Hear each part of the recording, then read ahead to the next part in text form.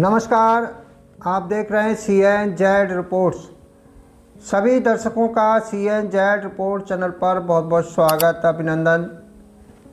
वर्ष 2025 की अलविदा और आने वाले वर्ष 2026 की हार्दिक शुभकामनाएं। हार्दिक शुभकामनाओं के साथ में सभी हमारे चैनल पर जितने भी व्यूअर्स हैं, शिक्षक, शिक्षा मित्र, अनुदेशक, जो भी हमारे वीडियो को देखते हैं, सभी को नव वर्ष की हार्दिक शुभकामनाएं। आने वाला वर्ष 2026 सभी के लिए मुबारक हो, सभी के लिए अच्छे दिन आए। क्या 2014 की तरह शिक्षा मित्रों के लिए 2026 एक मिसाल बनेगा? 2014 की तरह शिक्षा मित्रों के अच्छे दिन वापस आने वाले हैं। हम इस पर इस वीडियो में आज बात करेंगे। हम बात करेंगे अब संगठन सही रास्ते पर चल रहा है। हम बात करेंगे कि वह शिक्षा मित्रों के लिए क्या खुशखबरी मिल सकती है नए साल में। हम बात करेंगे कि शिक्षा मित्रों की समस्या समाधान मानदेय वृद्धि होगा या 2 कैटेगरी। तो हम विस्तार से बात करने वाले हैं। आपसे निवेदन है कि एक बार वीडियो को सबसे पहले लाइक कर दीजिएगा। हम एक ऐसी जानकारी आपको देंगे जो जनवरी महीने में आपको बहुत अच्छा प्रयास शिक्षा मित्रों के लिए सफलता की ओर आपको दिखाई देगा। वो सब इस वीडियो में मैं बताने वाला हूं। तो चलिए हम सबसे पहले बात करें उत्तर प्रदेश की। विशेषकर ये वीडियो शिक्षा मित्रों के लिए है, क्योंकि शिक्षा मित्रों की समस्या लगातार 8 से 9 साल तक से मस बनी हुई है। कोई भी समाधान अब तक नहीं हुआ है। अब समाधान के रास्ते तैयार होने जा रहे हैं, तैयार हो चुके हैं। अब समाधान की ओर संगठन लगातार प्रयासरत है। जैसे कि सभी संगठन लगातार प्रयासरत हैं। लखनऊ में रह के प्रदेश लेवल के पदाधिकारी शिक्षा मित्रों के लिए एक सकारात्मक रोड मैप तैयार कर चुके हैं और वो पूरी जानकारी मैं देने वाला हूं। सबसे पहले बात करें, उत्तर प्रदेश के शिक्षा मित्रों को मात्र 10,000 रुपया मानदेय मिलता है। अगर अन्य राज्यों की बात करें तो उत्तर प्रदेश में सबसे कम मानदेय शिक्षा मित्रों को मिलता है सभी राज्यों की तुलना की जाए तो। अगर हम मोटी मोटी बात करें, जैसे पंजाब में अनुबंधित प्राइमरी शिक्षक हैं, उनको बिना टीटी पास जो शिक्षक हैं उनको 23,500 रुपया टेट को पूरा वेतनमान मिलता है और हर साल 5% वार्षिक वृद्धि भी होती है। तो ये पंजाब की बात करी। अगर हरियाणा की बात करें तो जो JBT संविदा शिक्षक के नाम से वहाँ हैं, शिक्षा मित्रों की तरह हैं, JBT संविदा शिक्षक को 26,000 रुपये मानदेय मिलता है जो टीटी पास नहीं है उनके लिए। और जो टीटी पास हैं उनको नियमित 60,000 प्लस वेतनमान मिलता है। अगर हम दिल्ली की बात करें तो दिल्ली में 1,000 से 1,500 रुपया प्रतिदिन के हिसाब से उनका जो संविदा शिक्षक हैं डेली बेस के हिसाब से उनका 33,000 रुपये मंथली दिल्ली में मिलता है। जो नियमित शिक्षक हैं उनको 70,000 रुपये करीब मिलता है। अगर हम उत्तराखंड की बात करें तो उत्तराखंड में शिक्षा मित्र नाम है, वो उत्तर प्रदेश से ही निकल के गए थे। तो उत्तराखंड में 20,000 रुपये बिना टीटी शिक्षा मित्रों को मिल रहा है।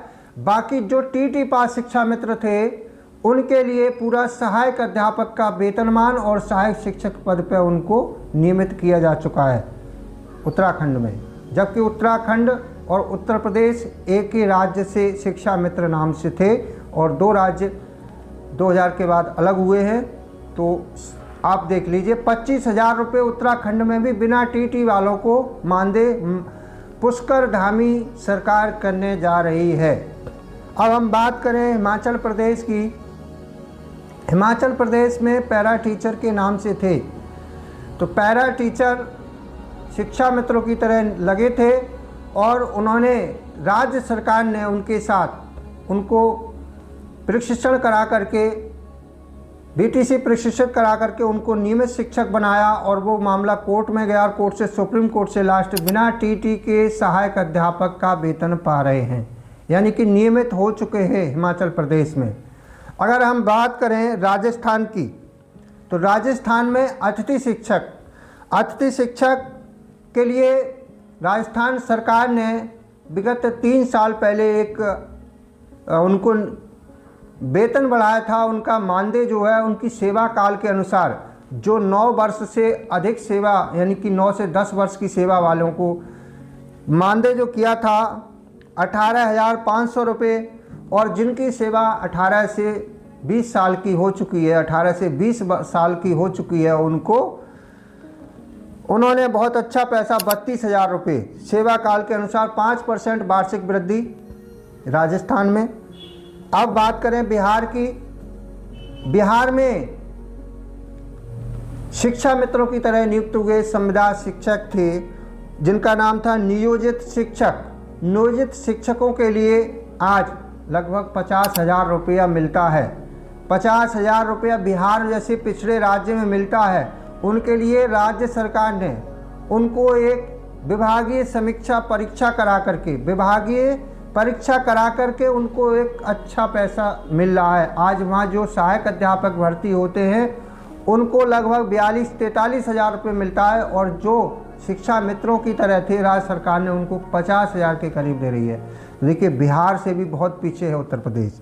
अब बात करें हम मध्य प्रदेश की, मध्य प्रदेश में गेस्ट टीचर जिनको 18,000 रुपये मानदेय बिना टीटी के, और जो टीटी पास है उनको परमानेंट शिक्षक का 42,000 ग्रेड पे मिलता है। अगर हम बात करें छत्तीसगढ़ की, तो वहाँ संविदा शिक्षकों को 25,000 रुपये मिलता है।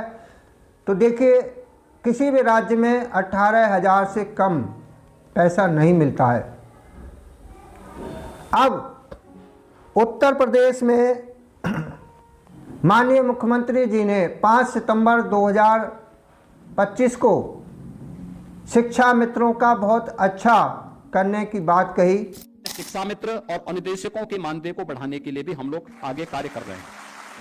फिर 9 दिसंबर 2025 को उन्होंने प्रदेश के सभी आउटसोर्सिंग संविदा कर्मियों को न्यूनतम मानदेय वेतन देने की गारंटी ली, और उन्होंने कहा कि हम किसी को भी अब 18 से 20,000 से कम किसी को नहीं देंगे। लेकिन आप सोच रहे होंगे कि क्या सभी का मानदेय बराबर एक समान करेगी या कोई कैटेगरी बनाएगी। देखिए मैं किसी का पक्ष इधर नहीं हूँ, मैं ये कह रहा हूँ कि राज्य सरकार में कोई के लिए माननीय मुख्यमंत्री जी के लिए शिक्षा मित्रों के लिए जो भी समाधान करेंगे वो 2 कैटेगरी में ही करने की पूरी प्रबल संभावना है। ये हमें जानकारी हमने पहले से बताते आ रहे हैं। क्यों करेंगे? क्योंकि अगर सभी को समान मानदेय, मान लीजिए उन्होंने अच्छा किया तो जो बिना टीटी वाले शिक्षा मित्र हैं उनको 18,000 से कम मानदेय किसी कीमत पर नहीं होना चाहिए, और जो टीटी पास है उनको 24 से 25,000 26,000 से कम उनका नहीं होना चाहिए। ये अच्छे की बात है। मुख्यमंत्री जी ने कहा बहुत अच्छा करने जा रहे हैं। अगर बहुत अच्छे की बात करते हैं तो बहुत अच्छे के लिए बिना टीटी वाले शिक्षा मित्रों को भी 24,000 से कम, क्योंकि उत्तराखंड में भी 25,000 होने जा रहा है, अन्य राज्यों में 22,000, 23,500, 24,000 हर राज्य में है, तो 24,000 रुपये बिना टीटी शिक्षा मित्रों के लिए, और टीटी पास शिक्षा मित्रों के लिए 30,000, 32,000 भी 5-4 हज़ार रुपये का डिफरेंस हो सकता है। क्योंकि टीटी पास वाले तुरंत कोर्ट में ना जाएं, ये ना कहें कि साहब हम तो टीटी पास हैं और ये बिना टीटी हैं, सबको बराबर पैसा मिल रहा है, तो वो कोर्ट में जाके कहीं इस आदेश को चुनौती ना दे दें। इसलिए मुख्यमंत्री जी को 2 कैटेगरी बनाने की कानूनी प्रक्रिया फंस रही होगी। अब बात करें शिक्षा मित्रों के मानदेय पर ही हम बात कर रहे हैं। बहुत अच्छा करने की बात मुख्यमंत्री जी ने कही है, तो ये ज़रूर आपको बहुत जल्द, जब से मुख्यमंत्री जी ने घोषणा की है तो संगठन थोड़ा सा, हमने 5 अक्टूबर का एक वीडियो बनाया था कि ज़रूरत है सरकार से तालमेल बिठाने की। कुछ साथियों उनके धरना प्रदर्शन होना चाहिए जनवरी में, बिल्कुल भूल जाओ। अब चुनावी वर्ष है और सरकार से, जैसे कि आपने देखा 2014 में शिक्षा मित्रों का 14 साल का वनवास पूरा हुआ था और सपा सरकार ने जनवरी का ही महीना था और लखनऊ में लाखों शिक्षा मित्रों का सम्मेलन बेसिक शिक्षा मंत्री जी के साथ राम गोविंद चौधरी जो बेसिक शिक्षा मंत्री थे उनके कार्यकाल में हुआ था और दर्जनों मंत्री शिक्षा मित्रों के मंच पर आए थे। तो अब हमने पहले सम्मेलन की बात लगातार कई वीडियो में कहा है कि सम्मेलन होगा, पहले बेसिक शिक्षा मंत्री जी का सम्मेलन होना चाहिए, फिर मुख्यमंत्री जी का सम्मेलन होना चाहिए।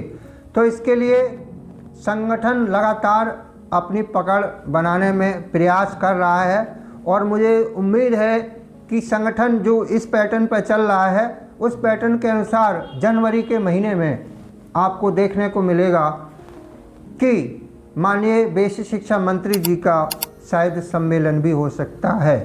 सम्मेलन पहले मंत्री जी का होगा, उसमें बहुत सारे और कैबिनेट मंत्री भी हो सकते हैं। चाहे वो जो भी संगठन है, किसी एक संगठन का मैं अनुयायी नहीं हो, मैं सभी संगठनों से विशेष अपील करता हूं कि आप सब लोग एक मत होकर के और इस अगर कार्यक्रम मिले तो उसको सफल बनाएं।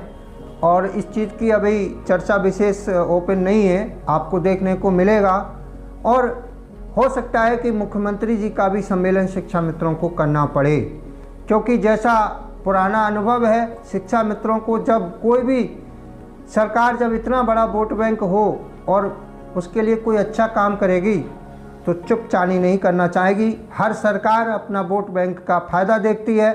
तो मैं कहूँगा कि माननीय मुख्यमंत्री जी योगी जी 8 साल में अब शिक्षा मित्रों से कुछ खुश हुए हैं और उनकी कृपा बरसेगी और ऐसी कृपा बरसेगी कि समस्या समाधान बिल्कुल हमेशा के लिए हो जाएगा। उस जो मानदेय वृद्धि होगी उसमें 12 महीने का होगा, उसमें वार्षिक वृद्धि भी होनी चाहिए। 12 महीने के साथ वार्षिक वृद्धि 5% और उसमें होना चाहिए शिक्षा मित्रों के लिए CL मेडिकल जैसी सुविधा होगी, कैशलेस की सुविधा भी सरकार ने दे दी है। तो हम जो भी शिक्षा मित्र हैं सभी भारतीय जनता पार्टी मुख्यमंत्री जी का धन्यवाद ज्ञापित करेंगे और ये कार्यक्रम होगा तो इसमें आपको थोड़ा सा इंतज़ार और करना पड़ सकता है कि जनवरी में आपको ये खुशखबरी देखने को मिल सकती है और फरवरी के महीने में मुख्यमंत्री जी का भी कार्यक्रम हो सकता है और फरवरी में भी बजट होना है और उसके बाद मार्च तक आपका मानदेय बढ़ना चाहिए, ये हमारा मानना है। जितने राज्यों में आपने और भी राज्य देखे कि कहीं पे भी 18,000 से कम नहीं है, तो आपका भी 18,000 से नीचे कोई मतलब नहीं है। हमने 24,000 से 42,000 तक की बात कही है। अगर मुख्यमंत्री जी ने जैसा कहा है कि बहुत अच्छा करने जा रहे हैं तो 24,000 से किसी शिक्षा मित्र का, चाहे वो TT पास हो चाहे बिना TT पास हो, कम मानदेय मुख्यमंत्री जी नहीं करेंगे, ये हमें पूर्ण विश्वास है। और अगर 2 कैटेगरी बनाएंगे तो ज़्यादा डिफरेंस मुझे नहीं लगता हो, 5-6 हज़ार रुपये कैट पास के ज़्यादा हो सकते हैं, क्योंकि वो IT एक्ट का मानक पूरा करते हैं।